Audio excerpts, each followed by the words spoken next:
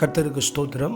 1 நாளாகமம் 4ஆம் அதிகாரம் 9வது வசனத்தில் யாபேஸ் தன் சகோதரரை பார்க்கிலும் கனம் பெற்றவனாயிருந்தான் என்கிற ஒரு வசனத்தை நாம் வாசிக்கிறோம்.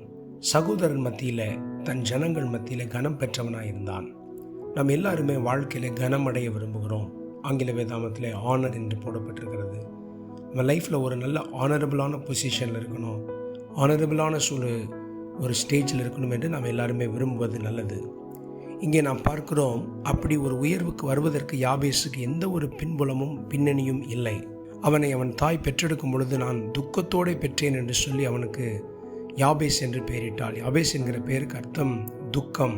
நம்முடைய வாழ்க்கையிலும் நாம் கனமடைய வேண்டும் என்று சொன்னால் நம்முடைய பின்னணியை நாம் திரும்பி பார்க்கிறோம். நான் இவ்வளவுதான் படித்திருக்கிறேன், என் பெற்றோர்களுக்கு இவ்வளவுதான் சொத்து சம்பத்துக்கள் இருக்கிறது, எனக்கு இவ்வளவுதான் மனிதர்களுடைய பழக்க வழக்கங்கள் இருக்கிறது, நான் எப்படி வாழ்க்கையில் கனமடைவது என்று நாம் நினைப்பதுண்டு.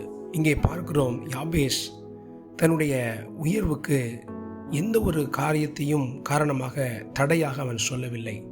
தான் இப்படிப்பட்ட ஒரு வீட்டில் பிறக்கவில்லை, தன்னுடைய தாய் இப்படிப்பட்ட ஒரு பெயரை சூட்டியிருக்கிறாள், என்னுடைய குடும்பத்தில் யாரும் என்னை உயர்த்திவிட எனக்கு ஆதரவாக இல்லை என்று அவன் சொல்லாமல், மாறாக அவன் என்ன செய்தான், அவன் ஜெபிக்கிறவனாக காணப்படுகிறான்.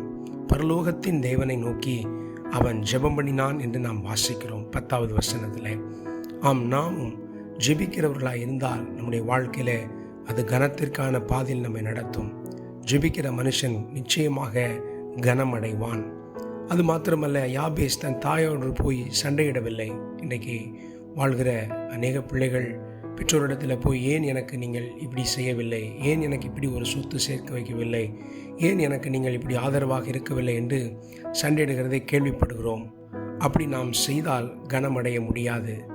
நாம் நம்முடைய குடும்பத்தில் உள்ள குறைகளை பெருசுபடுத்தாமல் யாபேசை போல தேவனை நோக்கி நாம் பார்க்க வேண்டும்.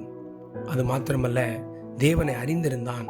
இந்த தேவன் தம்மை தேடுகிறவர்களுக்கு பலன் அளிக்கிறவர் என்ற ஒரு விசுவாசம் யாபேசுக்குள்ளே இருந்தது.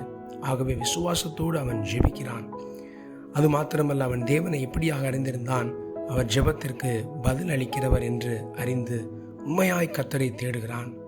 நாம் பார்க்கிறோம், அவன் தன் சகோதரரை பார்க்கிலும் கனம் பெற்றவனாயிருந்தான் என்று சொல்லி.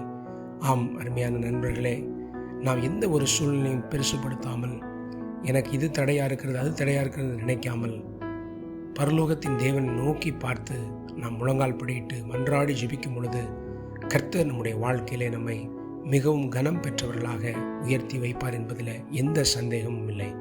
God bless you. கர்த்தர் உங்களை ஆசீர்வதிப்பார்.